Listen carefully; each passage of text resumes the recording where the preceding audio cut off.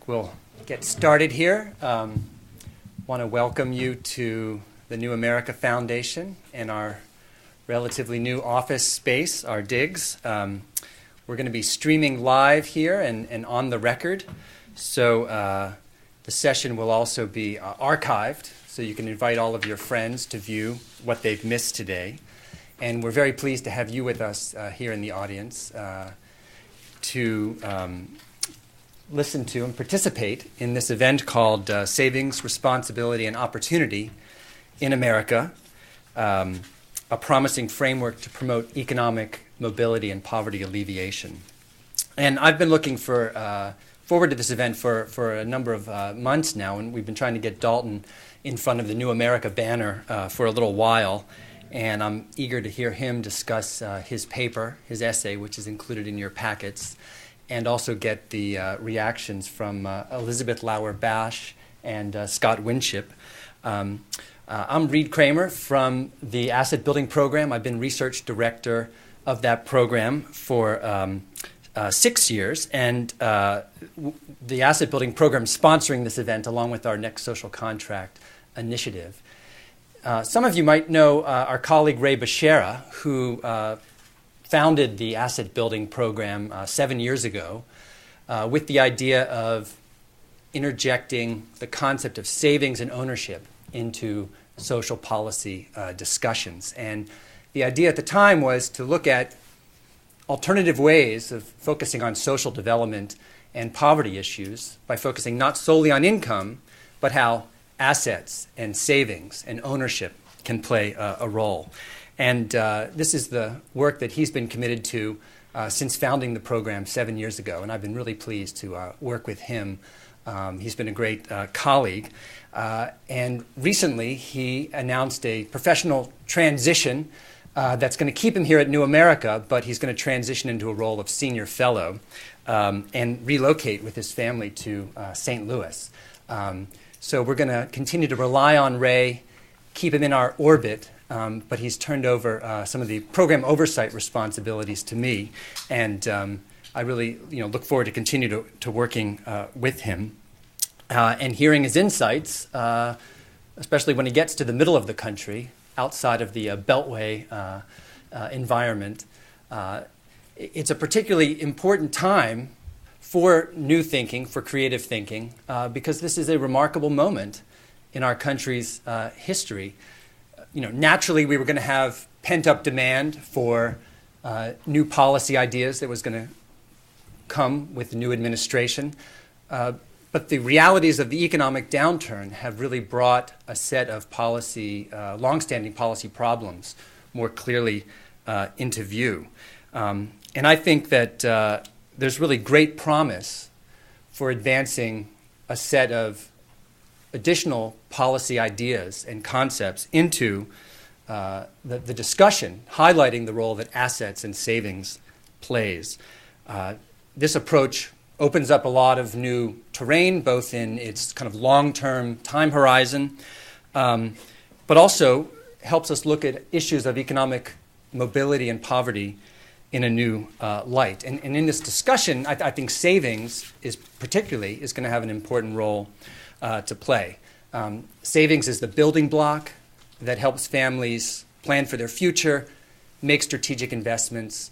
We're going to need to help families build up their savings, rebuild up their balance sheets that have been decimated by a real significant wealth loss, and then do this to create a security blanket, but also help them make these important long-term investments. I'll also say that there's a macroeconomic case for savings that's equally vital right now, which is we're going to need domestically generated savings to play a role in funding the investment that will be required to create this dynamic, prosperous economy going forward. We're not going to continue to be able to export savings from abroad. We're going to have to generate it, I believe, internally. So there's a broad agenda that we've tried to articulate here at the New America Foundation that's highlighted this work. We call it the Assets Agenda. A publication's also been included in your packets and is available on the web, which identifies 80 different specific policy ideas in a dozen categories, policy areas that I think help encourage savings and ownership. And we invite you to look at those closely. They highlight some of our work focused on offering every newborn child a savings account at birth where they can plan for the future and save for their education and their long-term needs. They also involve revisiting some of the program eligibility rules in the public assistance programs that currently create obstacles to savings.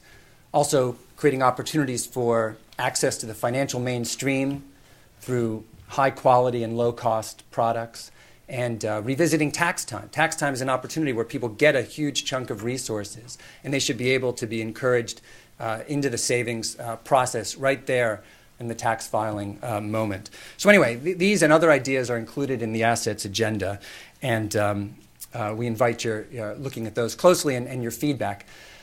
Many of these issues Dalton has been looking at for a number of years, and he's written extensively on issues of wealth, poverty, economic mobility, and also some generational dynamics, among other topics. His formal title is Dean of Social Sciences and University Professor of the Social Sciences at New York University. He was trained as a sociologist.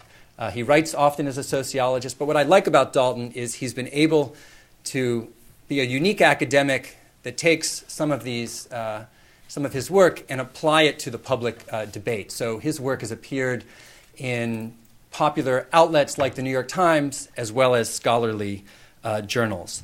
And I'll also mention his most recent book entitled Elsewhere, USA, has gotten a lot of great feedback recently. And of course, the subtitle is How We Got from the Company Man, Family Dinners, and the Affluent Society to the Home Office, BlackBerry Moms, and Economic Anxiety. That's almost a book right there. But actually, a lot in there. And it explores a lot of the issues of how technological change, social economic change are affecting how we live our lives today. So we're going to hear directly from Dalton about his paper. Then we're going to hear from Elizabeth and Scott. Their bios are also in your packets. Elizabeth is a senior policy analyst at CLASP, the Center for Law and Social Policy. They do great work looking at analyzing and providing analysis on a number of policies and programs that are directed towards families with lower incomes and fewer resources. And Scott, I'm pleased to say, is a newly minted PhD from Harvard University. And he's been in the D.C. orbit for a number of years, but he hadn't finished his dissertation. He has now, and he's been a very innovative thinker. And welcome. He's also research manager of Pew's Economic Mobility Project, an initiative of the Pew Charitable Trust. And we're very pleased to be a partner with them in this effort, which is led by John Morton. And they're generating a lot of research and material to support a public debate about how to increase economic opportunity in America. So we're going to hear from Dalton first for about 20 minutes, and then each panelist will respond in 7, and then we'll open it up and hear from you. Thanks.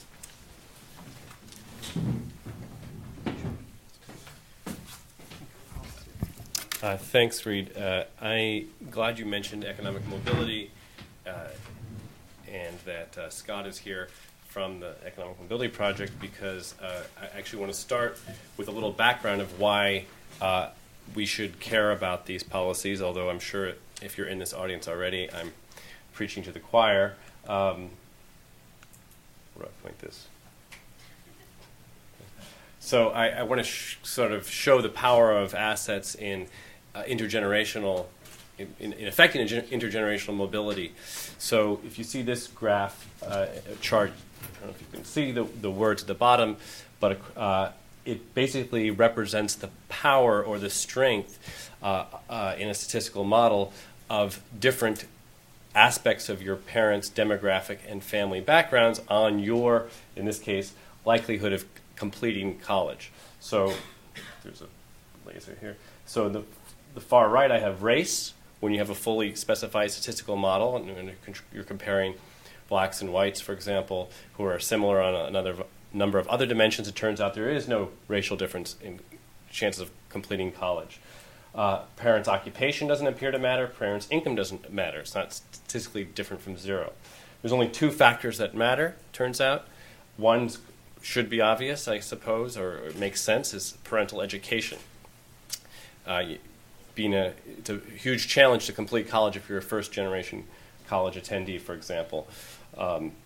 That, of course, makes intuitive sense. The second factor, the only other factor that I measured, at least, that matters about your parents or your family's background is their net worth. So, income, this also makes sense if you spend a little time thinking about it, because we're not going to, I'm not going to pay for my kids' college education out of the checkbook, right? You're going to pay for college education. In fact, you're going to get to college by virtue of the wealth that a family has accumulated over their life course. Much of that wealth is reflected, of course, in the primary residence equity, which in turn reflects the quality of schooling they've had in K through 12. And then, of course, in financing college, you can't do it. It's too expensive to do it by cutting back on your cable TV or you're turning down the heat. So you have to have net worth, and it appears that's what matters of any financial variable. Likewise, I actually want to skip this one. But if we look at a kind of a politically hot button issue like teenage childbearing, unmarried childbearing, we find that race does matter a little bit in this case. There's definitely cultural differences here. But again, the only other two factors that matter are education and net worth. Income and occupation don't matter. So sort of a lot of the asset rhetoric talks about changing families, not just their economic circumstances, but their whole kind of their discount rate, essentially, their orientation to the future, and really changing the calculations that families or individuals make about life choices. And here I think is some evidence, at least, that even for the next generation, coming from a family that has something to lose, that is a stakeholder, reduces the chances that that teenager is going to perhaps hinder their own economic opportunities by becoming an early parent. So another reason we should care is the fact that we're living in the second Gilded Age, or at least we were until 2008. It remains to be seen where we're at exactly right now as the data pours in, or will pour in. But if you look since '83, the bottom line is the net worth share of the bottom 40% of the United States population basically had nothing, right? In fact, they go into negative in 1989. In other words, the average net worth for the bottom 40% was negative. Stunning. While the top, at least through 2007, I think feel like every time I give a talk these days I have to say, at least up through 2007, we don't have any idea what's happening in 2008 or 9 yet. The top 1% has controlled somewhere between between 30 and 40%, let's say, hovering around 35% of the nation's entire private wealth. And if you look at this in a broader context, over the course of a century, this graph comes from Paul Krugman's work. This first period of high control of net worth by the top 1% is the Gilded Age.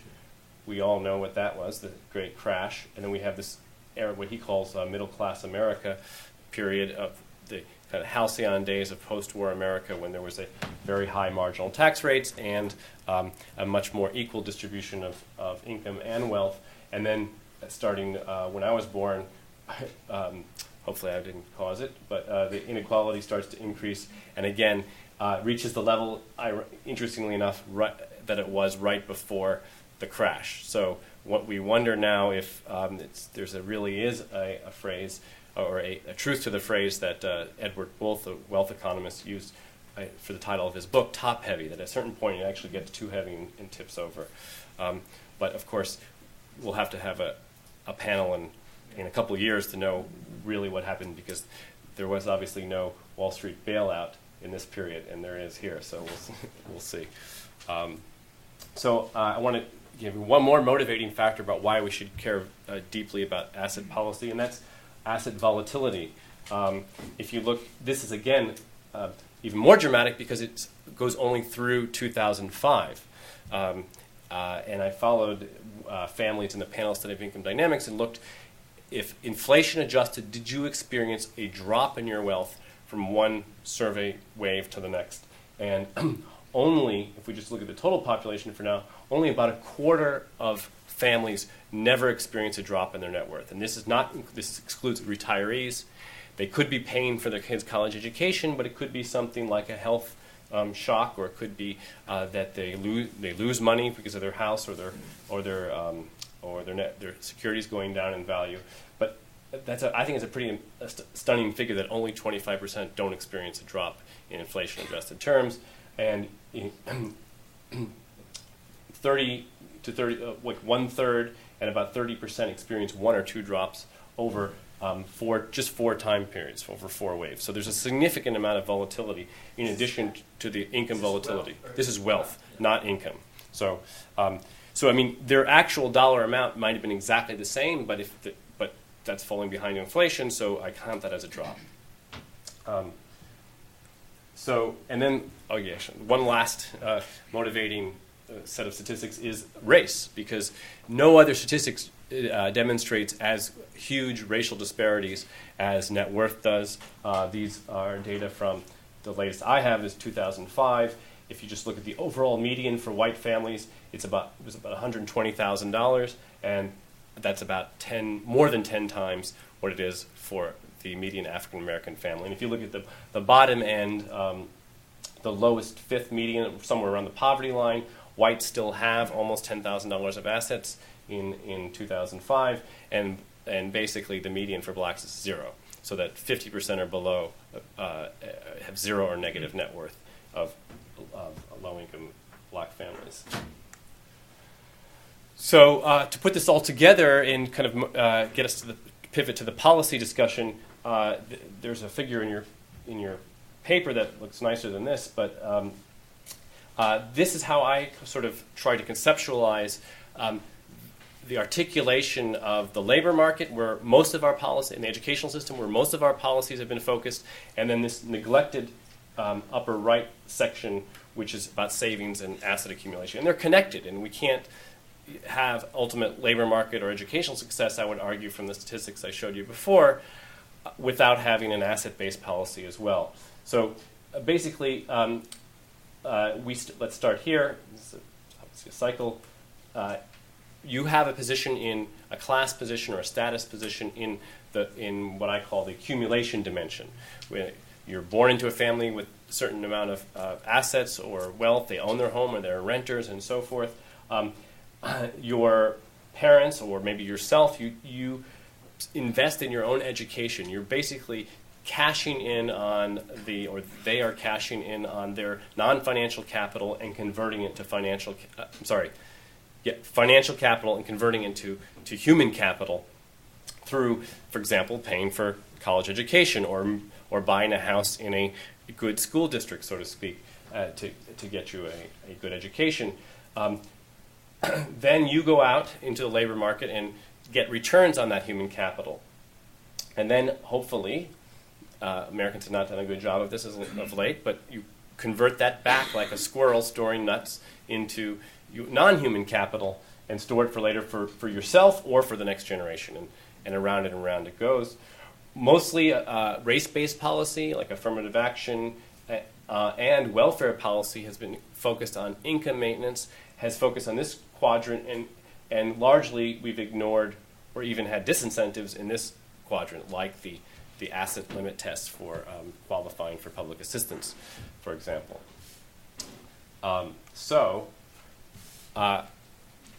The paper now we'll get to the paper. The paper advances several solutions. I don't know if some of them overlap with what's in the assets agenda, and some aren't in there. So the first one I'd like to throw out there is what I call lifetime savings accounts. So one of the problems with our savings policy is a very eerily similar to the healthcare problem. It's that 50% of employees in private firms are not covered by a retirement savings account through their employer. It's almost exactly the same figure. And if you go to low-wage workers, it's even higher. And meanwhile, the government solution is we have 529 college savings plans and IRAs and health savings accounts, and we have savers credits, and we have it's like we're that squirrel, but we're burying the nuts in 20 different places and huge transaction costs, and we might not even remember. Well, I think we remember where our money is, but as well as the squirrel does. But they're really siloed savings plans, and what we really need, I would argue, for is a universal lifetimes single account that's tax preferred and allows you to put money in, straight out of your paycheck. Whether even if you're self-employed, of course, you would contribute on a regular basis with when you send in your estimated taxes, and you can draw with certain limits and certain restrictions on it for retirement or for your children's education or for a health emergency, or possibly for like IDAs to put a down payment on a home and so forth, start a business, etc. So you have one preferred tax-preferred savings account or investment account for your whole life. And ideally, we seed it with $1,000 per child, as has been suggested by a number of bills that have died in Congress in the previous administration.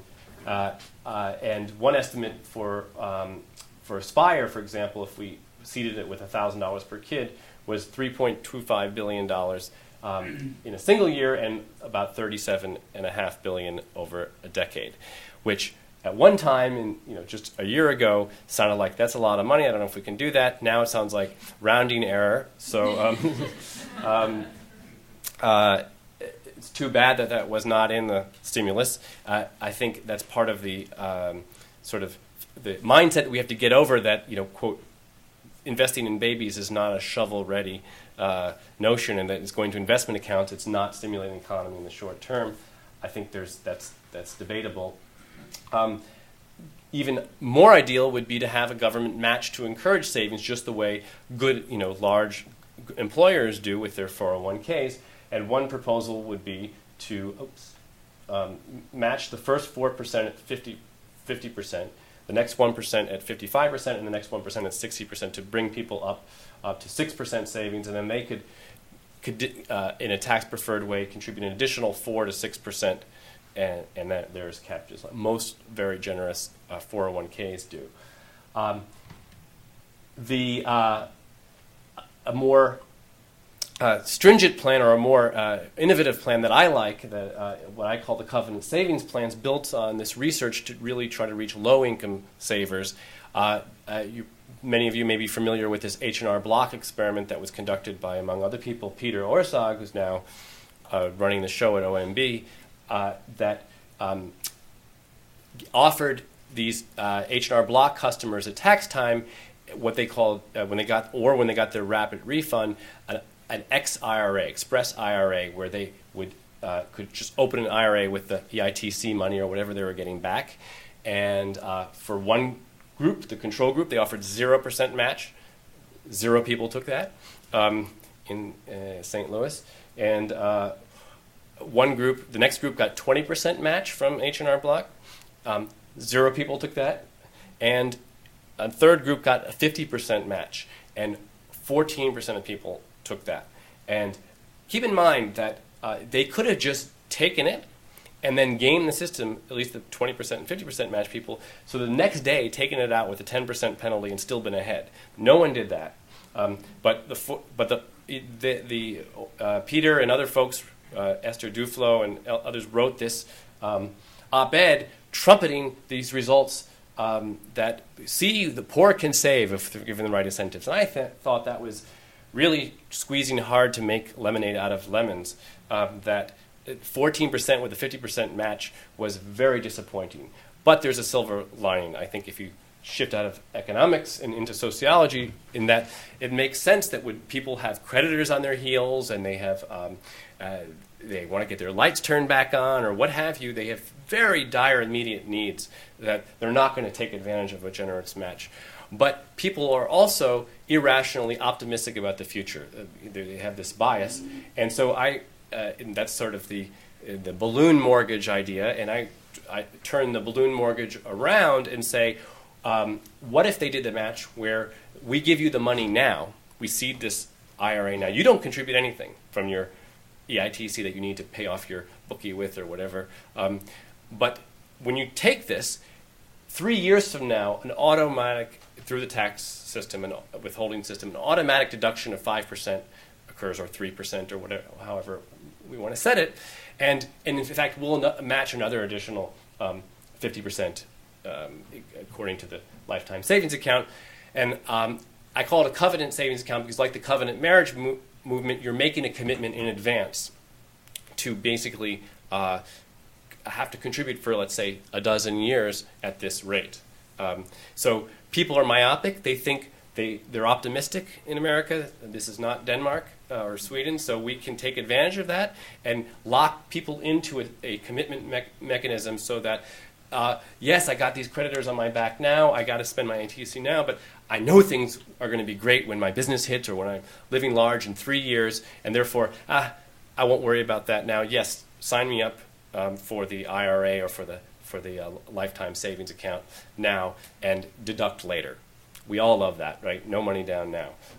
Let's take advantage of that that vein in American culture and to stimulate savings. Lastly, on the savings point, I want to mention a piece that I recently wrote in the Democracy Journal, idea of a sovereign wealth fund. It may sound insane when we're facing huge budget deficits to talk about a sovereign wealth fund, but really it's an accounting trick in a sense that imagine if you were all the shareholders deciding whether, with one share each, deciding whether or not to put our money into GM or Chrysler or Bank of America or whoever else is getting our money these days. I can't keep up with who's returned the money and who's not. And not leaving the Fed to do it behind closed doors and not leaving Congress to do it where it's very inefficient and driven by pork and politics, but actually having a collective investment fund, so to speak, which we all get either dividends or reinvest in our society and can make social investments as well as private investments in infrastructure and so forth by, let's say, imagine we had taken that $800 billion of stimulus and passed it through this sovereign wealth fund, and then we were all the shareholders that voted on what to invest in, whether that's Amtrak or drilling offshore or all of the above. Lastly, we can't really ignore housing. As many of us know, it's still the modal form of wealth accumulation for most American families, even as stock market participation has risen, and even after a housing market crash. So there are ways to reach those folks who are the most vulnerable in the housing market.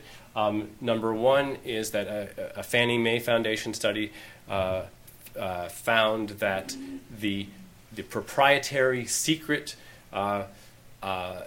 formula for calculating your credit score, the most important number in your life other than probably maybe your SATs, if you take the SATs, is actually appears to be biased against minorities. And I say appears to be because we don't know, they didn't essentially control for all the possible factors like whether parents with wealth were co-signing or, and we don't know the formula exactly. But we could have a more publicly available formula that was actually slanted to help disadvantaged groups. Second, and probably more feasible, would be the idea of underwriting mortgages. At the time, the largest single grant that the Ford Foundation ever gave was $50 million in 1996, I think it was, to Self-Help, a South Carolina group that basically used that $50 million not to give out themselves, but to underwrite $2 billion in home mortgages. And basically 22,000 families that would have been in the subprime market because they didn't qualify for one of these reasons, bankruptcy or recent job change or credit delinquency or income sources that didn't qualify for a conforming mortgage, got a conforming mortgage. And essentially it was a gamble or an experiment to see, is the credit market, including the way we calculate your credit score, broken? Or is the market acting rationally? Because if the market's acting rationally, they should have lost all their money, because these are not people who could theoretically pay those back. But what they found is that, yes, this group of low asset, poor families was on average a few days late, a week to 2 weeks late in their payments on average. I mean, some were late, very late, and most were not. But the delinquency rate, or I should say the default rate, was the same as the conforming market overall, which tells me that actually the credit market is missing, the conforming credit market was missing or miscalculating risk. And of course, subprime folks, subprime mortgages are their own worst enemy. So they create their own crisis because the terms are so bad that the low wealth, low income families end up defaulting to higher rates. So this is the real experiment to see if the credit market's broken, and it appears so. So we could certainly fix that by an intervention that underwrites mortgages, especially now when housing prices are so low.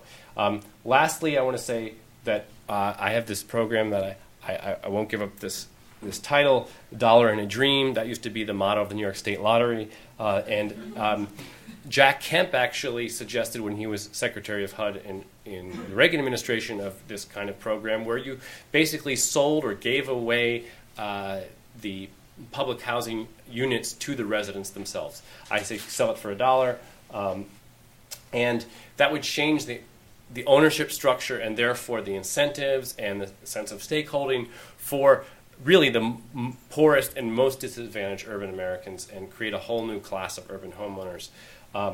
And I don't have time, but I can go through the solutions to urban poverty, and it has been architectural up till now. First, we had Le Corbusier telling us, let's efficiently store poor people essentially in these high rises so that you can create open spaces and green grass and playgrounds, and that'll make for a nice living experience. And then this is St. Louis, where they were the first to demolish their high-rise public housing, and now we get what I call the low-rise ghetto, where public housing is now meant to be scattered site and not so concentrated, as if the real problem is that you have too many poor people in one place, bad things happen. This is an example in Boston, Via Vittoria, which is from the work of Mario Small, where they included participant design. They got the residents into the design process, and it was all collaborative and community-based, and it looks wonderful. And you can see, I don't have that picture. Yeah, there it is. It's the 1970s, as evidenced by the Volkswagen Bug. And then what happens by 1996? It looks exactly like all other public housing, because the ownership structure was still one of creating a serfdom class that is renters. So, final note, just to say that I think this is the curse of John Maynard Keynes, who was only concerned with stimulating aggregate demand, the government stimulating aggregate demand in terms of consumption to manage the business cycle, and has neglected the notion that we should, as an affluent society, we should becoming an investor society, and that means that everyone should become a saver and investor. And until we do that, I think we're going to keep facing these kind of crises. Thanks.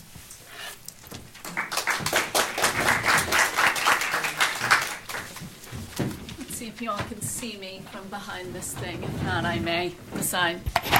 What do you think? Should I just sit? Is that good? Okay. So I think I'm invited here as a representative of what Dalton called the traditional advocates of the economically disenfranchised. So hopefully I won't be too hostile to the asset-based strategies, as he suggested. I am skeptical about some components, but there's a lot of things that I do agree with. And I think the big one is that it is important to talk about assets and not just income in any discussion of economic well-being. Let's see if I can get to my You've probably heard this quote a lot in the last year. It seems to be everyone's sort of discussion about the crisis. It's the David Copperfield line of annual income, £20, annual expenditure, 19, and 6, result happiness. Annual income, £20, annual expenditure, £20, and 6, result misery. That's obviously an income-based view of the world. If you have assets, you can cover this sort of variation in your expenditures or some variation in your income. And what we know is certainly for low-income people, the lack of even a small amount of savings means that any unexpected expense or loss of income can have big consequences. You break an arm, you can't work for a few months. A kid's sick, you don't have paid sick leave. Your car breaks down. Things that do not require huge amounts of savings, but they really throw your whole life into a loop. And we know that low-income families pay enormous amounts of money to cover for this lack of liquidity, that they're stuck doing payday loans or writing overdraft checks, and those have very high effective interest rates. But people do it because if your car's broken and you're going to lose your job if you don't get to work, it's worth the payday loan to get your car working again, even if it's going to be this incredibly extortionate interest rate. So having some assets as a cushion and also as an investment can make a real difference in people's lives. The other thing where I strongly agree with Professor Conley is that there's far too many different programs to encourage savings at the moment. It's very confusing, and that they're also very deeply regressive. This is both because there's just an issue of low-income families not saving as much, but also because almost all of them are done through the tax code and as deductions. They only help you if you owe tax in federal income taxes, and they help you more if you're taxed at a higher interest rate, marginal rate, sorry. This is from a paper by Batchelder, Goldberg, and Orszag, so we're quoting Peter Orszag a lot today. And what it points out is that over a third of all tax units do not owe individual income taxes, and half of children are in families that don't have federal income tax liability. So anything that's done through a deduction is just going to miss half the children in America. So these authors make a really convincing case that overall we should be moving towards refundable tax credits rather than deductions for anything that's through the tax code. And I think that strongly applies to savings incentives. So, some of the areas of disagreement.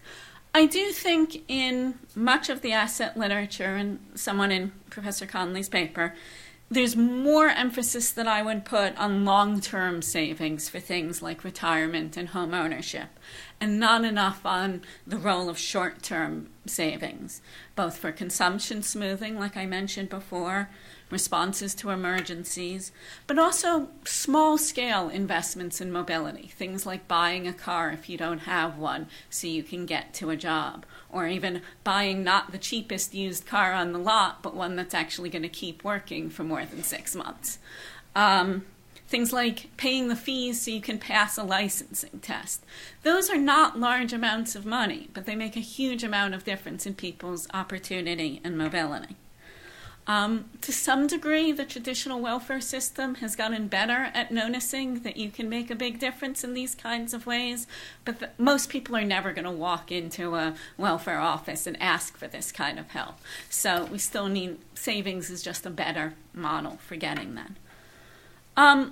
Specifically on retirement, there's a paper that came out recently that I think makes a really convincing case that given very low-income households, levels of current consumption, and that Social Security does provide a relatively high replacement rate in retirement for low-income earners, it's not clear that people really ought to be consuming less in order to save for retirement. Obviously, it's not the last word on it, but certainly I was persuaded by this argument. Housing, I think, is a really hard issue because it is, as the modal form of savings. But This is the Case-Shiller price index in the very long term. If you haven't seen it, it's pretty dramatic. And even setting aside sort of the last couple of years, which is extremely dramatic, what this says is that most of the gains were in this one period, sort of 1943 to 1953. And that's really important because African Americans were largely excluded from home ownership during that period, and that has had lasting consequences on wealth in this country. But it also means that pretty much any time after that, it's not clear that you massively increased your wealth by being a homeowner. There's certainly arguments about other advantages of home ownership other than wealth development, but it's also not clear that buying a home in a really concentrated poverty neighborhood helps you that much. And right now, owning a home in the Detroit greater area probably limits your mobility to a great deal. So it's a complicated story, but it's not clear that just promoting home ownership is really going to help now. But there are some areas where I think the savings and assets discussion is really important and needs to be considered. One is about education, which we have talked about a good bit today. And this month's Money magazine calls this America's most depressing statistic. And it's that poor kids with good SAT scores are less likely to go to college than well-off kids with bad SAT scores. This is, I think, also you can call it the shame of the nation is the other way to describe it. We need to solve this problem. And asset savings may be one of the ways to do it. It's clearly not going to be the only way, because for one thing, there are kids who are too close to going to college for the kids' accounts to make a difference. But I think we need to try lots and lots of approaches because this is really a major issue. I do think there's a question of sort of the cost of kids' accounts and what the trade-offs are. If the money is coming from some of the existing college savings incentives, 529s, tuition tax deductions, I'm pretty comfortable with going with something like the Aspire accounts. If it's going to reduce money available for Pell Grants, I'm going to fight you on it. So, and finally, I was intrigued by the suggestion that widespread asset ownership is a way to deal with the growing gap between productivity and wages. If this isn't data you're familiar with, it's really a huge story. Productivity has grown up nice and steadily, quite consistently over the past 50 years. But really, since the 70s, the median family income just hasn't captured very much of that gains. And a lot of that has to do with that concentration of wealth in that top 1% that we just talked about. Figuring out how to make this happen is hard because there's also some tension between, wanting to have safe savings so that the money's actually there and having things like stocks that have the high returns and things. I also think, this whole GM case may be a really interesting test case in employee ownership because while the government's going to own up a big chunk of it, the unions are also going to be a big owner, and how that plays out, I think, is going to be really interesting.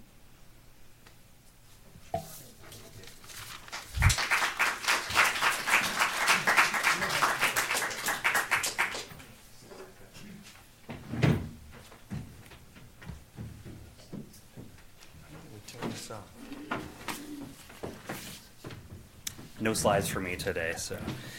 We'll just leave that up to Sure, we can just moan about. ponder this. This is a good story. So I want to thank Reed and the New America Foundation for inviting me to participate in this, and thank Dalton for a provocative and very interesting brief. For those who aren't familiar with us, the Economic Mobility Project is a collaboration with 6 think tanks, including the Brookings Institution, the Urban Institute, the American Enterprise Institute, the Heritage Foundation, the Peterson Foundation, and the New America Foundation. And we have been collaborating with Reed and Ray on a project as well. We, like Dalton, we have been interested in wealth, specifically how it relates to mobility, and actually have projects coming out later on this year that will look at the effect of liquid savings and home ownership on mobility and income and consumption and wealth. And then Reed and Ray and Rourke O'Brien will actually be putting out a brief that looks at barriers to savings, both in the tax code, as Dalton has focused on, but also in means-tested programs as well, which Dalton did mention briefly at the beginning of the talk. So ways that folks who are receiving means-tested benefits are actually inhibited from accumulating assets themselves. And ultimately, we're moving towards a bipartisan policy roadmap with our partner think tanks that we're pretty sure will include a savings and wealth component. So I really liked Dalton's paper. I think, and I should say that from this point forward, I'm sort of speaking for myself rather than for my employer, although I'm sure they would like it as well. I like that it ties benefits to citizenship rather than to employment. That fits in really nice with the next social contract initiative that New America has here. It addresses barriers to savings, which I think Dalton gets completely right, focusing on low-income folks and also highlighting appropriately the large racial gaps in wealth. And the other thing I like about it is that it tries to create a culture of savings in his proposals. It tries to sort of change the way people approach their thinking about consumption versus savings down the road. I just want to say a couple of things that I thought of as I was reading the proposal related to implementation and enforcement challenges, and then to talk a little bit about the question of what facts advocates of savings promotion should cite in order to convince the fence sitters who probably are not well represented at the event today, but who are ultimately the folks that we've got to convince. So implementation challenges regarding the covenant savings plans.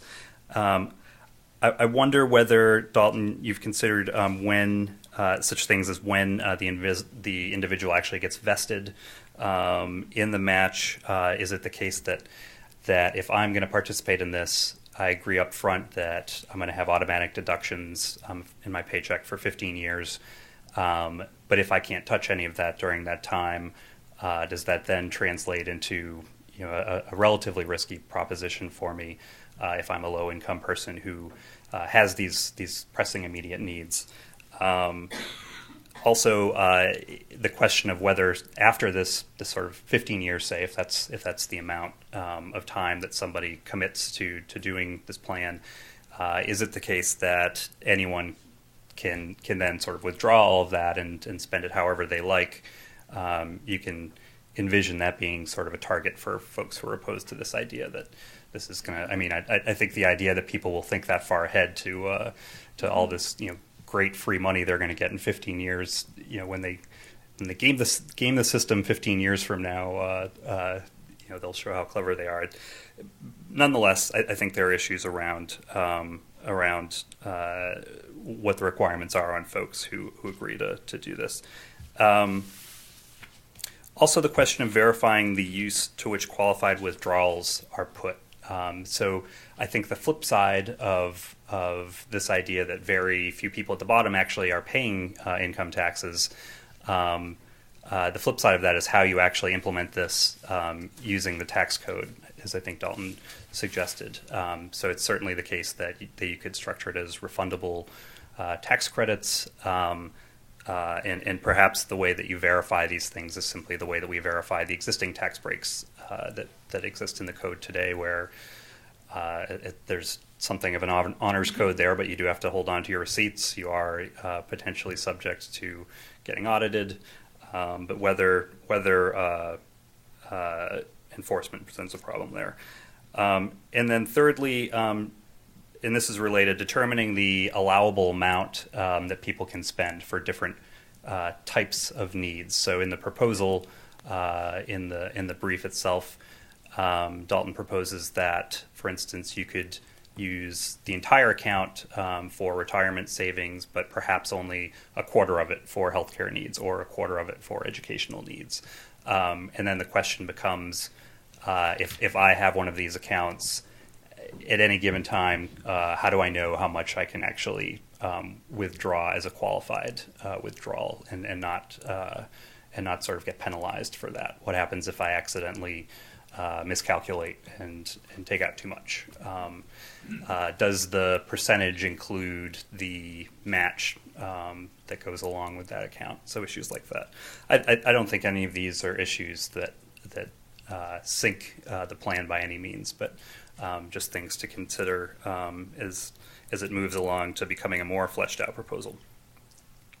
And then finally, this question of what facts should advocates of savings promotion cite. I think this ends up being a relatively tricky question. I think we're seeing it a little bit in the healthcare reform debate currently when people start to some of the plans that are out, which it looks like would not reach actually universal coverage, but would say reduce the uninsured by 10 million, say. So is moving from 85% coverage at any point in time to 90% coverage or 95% coverage, is that worth the restructuring that is involved in some of these proposals?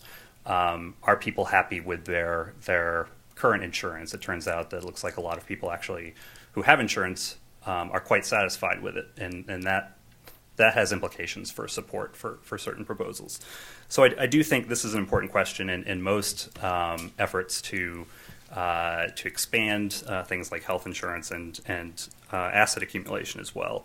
I think Dalton is appropriately even-handed and modest when he talks about the causal impact of wealth and assets on child outcomes. I think there is a case to be made there. It's not a slam dunk, as I think Dalton does acknowledge. There is this issue of wealth volatility, which I think is also potentially attractive, although it looks like from the paper that a lot of the action is among people who have very low wealth levels to begin with. So a lot of people experience a drop of 25% in their wealth. But it turns out that lots of times that's a drop from, say, $400 in wealth to $300 of wealth. And that's very different than a situation in which the typical person has, $10,000 in savings and drops down to $7,500 or worse. Wealth inequality, I think, the numbers there speak for themselves and are pretty stark. Although it does look like trends in wealth inequality, according to some folks, the figures, the Krugman figures up here on income inequality, the same authors have looked at wealth inequality, and it turns out that wealth inequality by historical standards is not actually that high, which is sort of shocking given how stark the differences actually are. But so I think that's just something to consider in any sort of proposal like this. And I think Dalton's got some great statistics that speak to the importance of this. Just a matter of trying to figure out which of those are the most present the case most starkly, I guess. So, thanks. Thank you. Great. I think we'll let Dalton have a few minutes to respond to some of the respondents from there, and then we'll open it up to questions from you. So be thinking of how you want to move the discussion. Dalton. Thanks. Thank you for your comments, both of you. Just a couple of responses. One on, I would love to see with a paper you're saying that Social Security is enough for people, because most papers I read say that people have a huge gap between most people are going to experience a huge gap if they don't have private savings to supplement Social Security. So, I mean, of course, that's an empirical question as we go forward and up for debate. But I would fall on the side that our Social Security system, our public pension system, is alone is not enough for most people. The home values issue, the Case-Shiller index. There's, of course, controversy about how to construct the increase in home values. But there's two other factors here that I think that are not represented in that. One is the incredible leverage you get with home ownership, because if you remember that you're putting 10 or 20% down most of the time, and essentially, like buying stocks on a huge margin, you're buying an asset that's worth much more on that amount. And more importantly, perhaps, is the foregone rent. So, the home, the primary home at least, serves the dual role of consumption good, of providing shelter for your family and perhaps schooling, as well as being an investment that you want returns on. So you could imagine a world in which it all depends on what relative income, rent ratios to mortgages, and real estate taxes. But of course, you could imagine a world where you get 0% return on a home, but it's still a good investment because of, in the current policy, the tax deduction combined with the amount of your mortgage ends up you're in a better neighborhood, and you end up paying the same amount as if you would have rented. Now, of course, that varies by market, that varies by a lot of things. But I just think it's a more complicated issue than just looking at the increase in value. In terms of Scott's comments, this is a very sort of broad brush essay, and I don't get into the specific enforcement mechanisms. But I think we, as you hinted at, we have them out there already. When I file for a refund from my flexible spending account for childcare, I have to have the tax ID number of the provider of the after-school program, what have you. I mean, there are clearly ways, and I think as we move, I use the analogy of the employer-based healthcare system is broken, so is the employer-based savings system.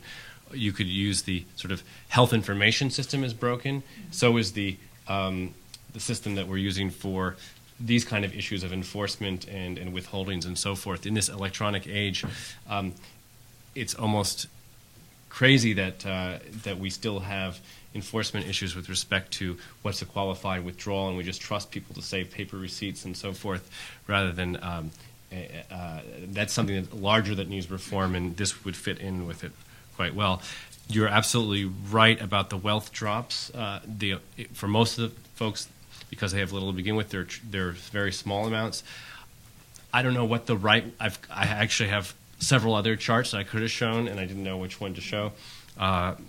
Because one idea is to use a threshold of $10,000. Did you lose $10,000 or more? And then you see a significant amount of people lose $10,000 in inflation-adjusted money.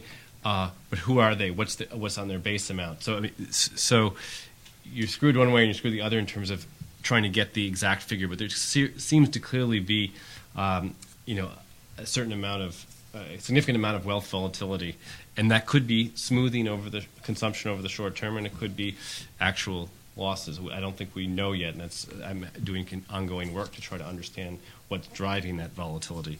And lastly, you're absolutely right that I try to pull a fast one, and I showed Edward Wolf's figures on the top 1% of net worth holdings, which have been stable around 35%, and then because I didn't have that going back to the whole century, I switched to Krugman's figures, which was the top 1%'s income share, which is slightly higher at 45%, which is a riddle because on most, a lot of other measures, wealth inequality is greater than income inequality. So, but the bottom line story, the rhetorical story is the same, that there's an enormous amount of concentration that's occurred the trend lines go the same way, even if the absolute intercept shift is different. So. But he caught the fast one. That's why he got the PhD. Let's take this opportunity to open up if there are some questions. And Danny's going to pass the mic around. You can say who you are, where you're from. Quick, direct question would be most appreciated. And we can direct it to Dalton or the other panelists. Yeah. Steve Crawford, Brookings Metropolitan Policy Program. I haven't heard the word entrepreneurship yet. So a lot of these IDAs and other programs say, well, you can withdraw the money to invest in education, for retirement, to make a down payment on a home. And we've raised some reservations or some questions about how valuable the home investment is in terms of achieving equity. building equity. I haven't heard entrepreneurship, and yet it's built into a lot of these programs. Yet I happen to see this book by Scott Shane recently, The Illusion of Entrepreneurship, and a lot of people lose money when they start a small business. A lot of those small businesses are consulting for professional people and daycare for low-income people, or baking cookies they sell at the local store. So there's nothing to sell at the end of 20 years. It provides a stream income. Let me jump in to take that and ask a targeted question to Dalton, because when I'm talking about it in policy discussion, sometimes I veer away because it's harder to enforce, and actually getting the policy right becomes very challenging. But I wanted to ask you specifically about your framework that you identified and where entrepreneurship fits in some of those transfers, both within a generation and then kind of between them. I think that you put your finger on a very tough issue. And, like, for example, some of the IDA regulations would allow you to, at least in some of the experimental ones, allowed you to take out money to buy a new wardrobe to interview for a job, or a car to get somewhere. And I think it starts slipping, putting aside the issue of that, of course, having a car to get to work is very important. That's not the kind of investment I'm talking about. I am talking about long-term savings for major life course transition moments, like sending your kids to school or yourself to school, or retirement, as opposed to this consumption smoothing, which there may be a vehicle for that as well. For example, borrowing off of your, the way I can borrow off a 401k, may perhaps at a privileged rate, or maybe it's a separate issue. I don't know, but so I purposely avoid this idea of small business ownership, as I'm not sure how to enforce it. That is not really consumption masked as investment in a business, for example. And as we move more towards knowledge-based businesses where there's no physical infrastructure of note that forms the assets of the business, and it's really the human capital, it gets even fuzzier.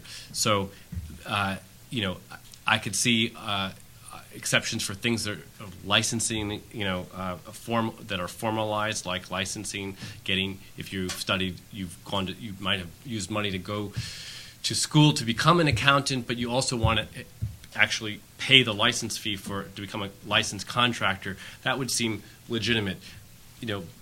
Investing in rent for an office space to do basically self-employed work is a different issue. So that, I don't really get into the nitty-gritty of those details, but I think you raise an important issue.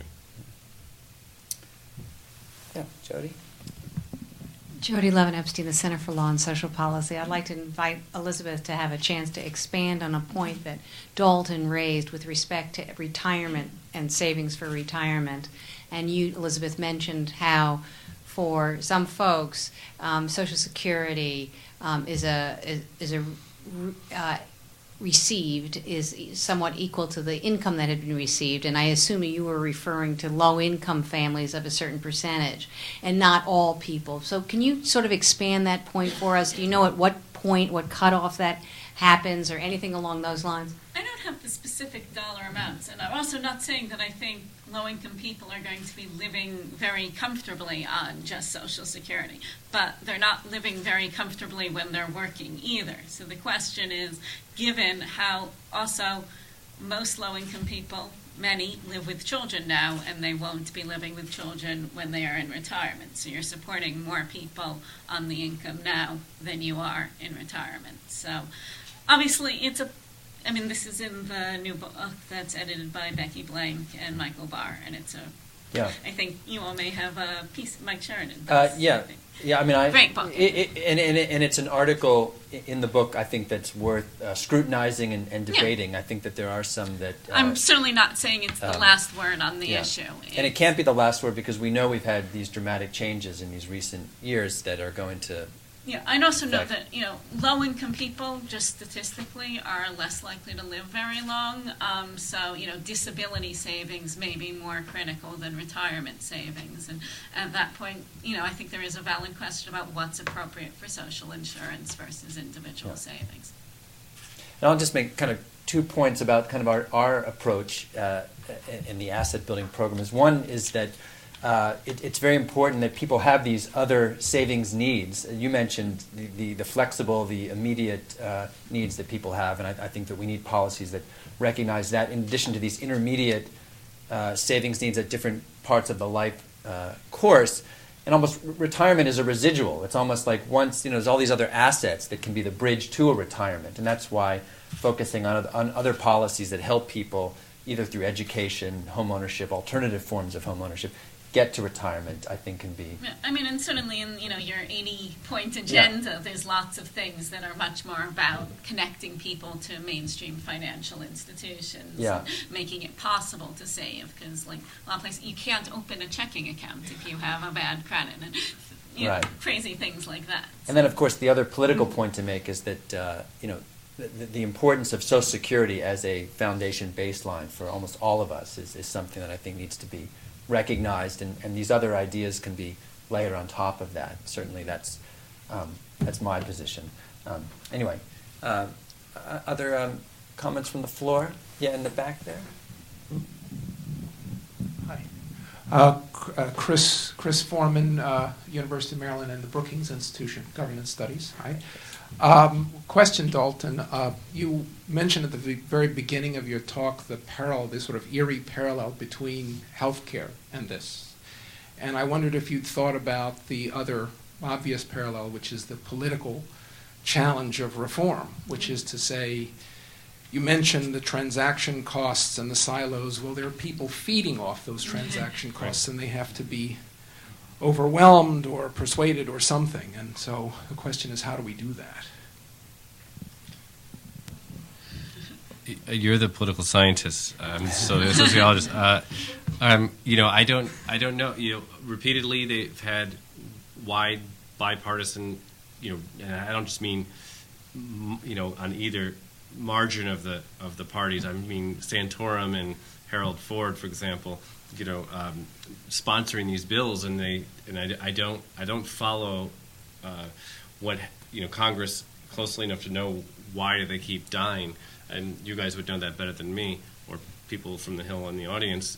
So I think an interesting test case will be the college loans program, which feeds off this exact transaction cost issue you're saying. It's a subsidy not just to the students but to the loan industry. And if Obama's successful in reforming that, whatever he did for that, let's just copy it, because he's taking on the same interest essentially. And it's a classic problem, I guess, in politics of there's high stakes for a few stakeholders that very likelihood are based on these, the 529s or the siloed approaches, and the benefits are kind of diffuse, and the overall social welfare is good, but there's no single group that's going to champion it and push it in terms of a political constituency as opposed to think tanks and so forth. Do you have any comments on that? Political alliances that form? I think it's a very appealing idea. Yeah. I think the question is, as with almost everything in Washington, is how do you pay for it? And certainly there's lots of people that would fight very hard if you took away the existing system and didn't just layer this on top of it. So, Yeah, and actually this is a very relevant topic on the student loan program. We have colleagues that have pushed this idea very heavily and are pleased to see it make some progress, and it actually is going to produce some savings. I mean, some real, maybe $90 billion out of this committee, and then what do you do with that? And do you try to create a fuller Pell program and other kinds of benefits for grants and access, or do you help people long term think of how they can prepare and save, and maybe even a little bit could go a long way in that regard? I mean, Obama also proposed to cap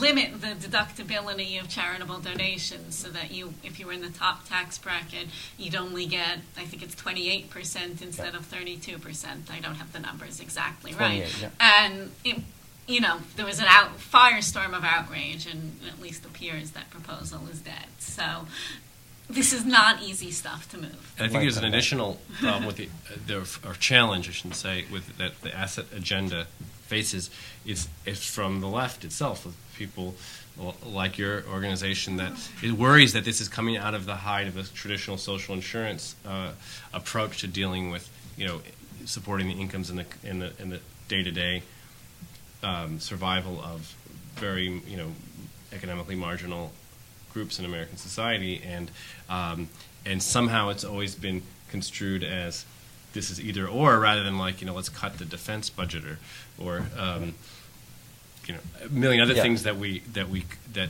don't seem that necessary to me. I will note that, the UK did develop this in the middle of its overall proposal, program to cut child poverty. So, you can think of it all as a piece of one thing. Yeah. But I also think it's, certainly the whole Social Security debate, there were people who did see it as a substitute. So, political realities. Yeah. Strange bedfellows. Okay, Renee. Hello, Professor Conley. Renee Bryce Laporte, and I'm at the Aspen Institute. I want to sort of take you back to your very initial question, basic question that you put forward is, why should we care? And you, in response to that, put out several figures showing the income and asset inequality in the country, which to me suggests you're actually answering a different question. For those folks that are not at the bottom of the barrel there, many of whom think that low-income people are already getting too many subsidies, and in fact some people who are in that low-income category worry about the same issue, why should they care? What's in it for them? Why should they care? What's your take on that? So why should people who are not in the bottom 40%, for example, care about whether the bottom 40% or bottom 20% have any assets? Have assets and have access to expanding their assets. I think the answer to that is that I think it buys you, if you want to talk forget about moral arguments and all that, but in a very self-interested way, it buys you a better civil society. You're less likely to be mugged by a stakeholder. There's evidence now, and Scott was very right in pointing out that I'm showing you. Like, for example, the college graduation rates, I'm showing you that, and that's based on statistical controls, but it could be that, the families that have accumulated wealth are also just smart, and they transmit that to their kids. And only through the experimental evidence are we going to get truly the answer whether the assets are independently causal of these positive outcomes they seem to be. However, that said, there is evidence from other countries. I'm thinking of one paper in particular where in Colombia, South America, certain families got assets because they were all squatters, and some families got their title to their homes and became asset holders. And it was very arbitrary. I think it was I can't remember the exact reason why in that case, but some families got them on one side of the line and some families didn't get them on the other side of the line, so to speak. And the folks that became official, the state legitimized stakeholders and owners had higher civic participation, were sort of more law-abiding, and so forth. So there is a self-protective aspect to those folks in the gated community, so to speak, to say you don't want a very large disenfranchised class that doesn't believe in capitalism and doesn't believe in private property rights and all forth. So it's kind of a long-term investment on the form of the part of the rich to, if you want to be very cynical, to buy off belief in the capitalist system among the less advantaged, and basically safety. I think it's also the case that I think the left has not done a great job at propagating one fact about inequality, and I think that's because it's largely unknown. In a lot of areas, and this may not be the case for wealth, given the importance of intergenerational transfers of wealth, but for income inequality, for instance, there is actually as much income inequality across families. There's as much income inequality within families as there is across families. So in other words, there's as much inequality between siblings who grow up together as there is across families. That's also true of test score inequality, for instance. I don't know that it's necessarily true for wealth inequality, but I think it's greater for wealth inequality, actually. Is that right? Yeah. Yeah. I think there is a tendency to think about inequality as being more about these very definable haves and have-nots that come from, they're just different people than may actually be the case. So maybe that's something to add to the research agenda. And Dalton's also written on birth order issues. Yeah, right. And do we know the data on birth orders and inequality? Well, that book is among actually siblings? not really. It's kind of shows that birth order is a relatively trivial factor compared to. Although, if you want to know the punchline, middle-born children are at a disadvantage. Sorry, but that's just one chapter. Not There's lots of my other family, things. firstborn. But it addresses this issue that there's so much of our inequalities within families of what predicts within a family as opposed to across families. Where you end up. All right, I'm going to ask actually the final question, a little speculation on each of the part of you. And you all deal with data, but you're also observing kind of where we are in the economy right now. And I'm wondering in the future whether you see economic mobility, poverty alleviation being a valuable frame for thinking about and discussing these issues, or is there something else that could, as we have kind of widespread hardship through the current downturn, what you see going forward as a useful frame for thinking and talking about social policy? Do you have insights into that? Well, I mean, just in what you were picking up before, I think this is actually one of the areas where you don't need to talk about crass self-interest unusually. I think the notion of opportunity really is such a core American value that even people who really don't care at all about inequality of outcome get nervous when you show them how much lack of opportunity there is in inequality and opportunity. So I actually do think this is one of the values that has the power to move policy. Okay. Scott? I like mobility as a frame, perhaps unsurprisingly. This is being taped and Yes, webcasted, we will right? be sent to your boss. I really like mobility. No, I do think that the frame of mobility does resonate in that we have this kind of national story we tell ourselves about the American dream. And mobility is a way to kind of diffuse some of the resistance you get when you start talking about inequality. I also think it's actually the case that poverty is probably undersold as a frame when it's also connected to other American values such as work, which certainly is very controversial to the extent to which we're moving towards a work-based safety net.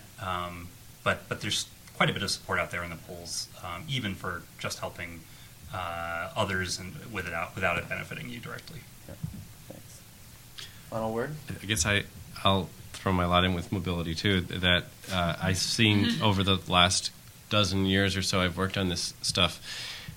People talk about inequality was the first frame back in the 90s, and I could just see that going nowhere in audiences, and then be shifted briefly to this income volatility or wealth volatility, with particularly since Jacob Hacker's controversial claim about it increasing, and that turns out to not to be true empirically so much so, or at least again up till 2008, and I think finally with Pew and a couple other groups like Russell Sage Foundation's Mobility Project, we're getting to the right rhetoric, and now the important part is to show that having a stakehold actually helps facilitate upward mobility in the American dream, and we finally got to the kind of the core American story that we tell and can sell to a public. Great. Thank you all for coming, for your thoughts. Thank you for coming, and close here.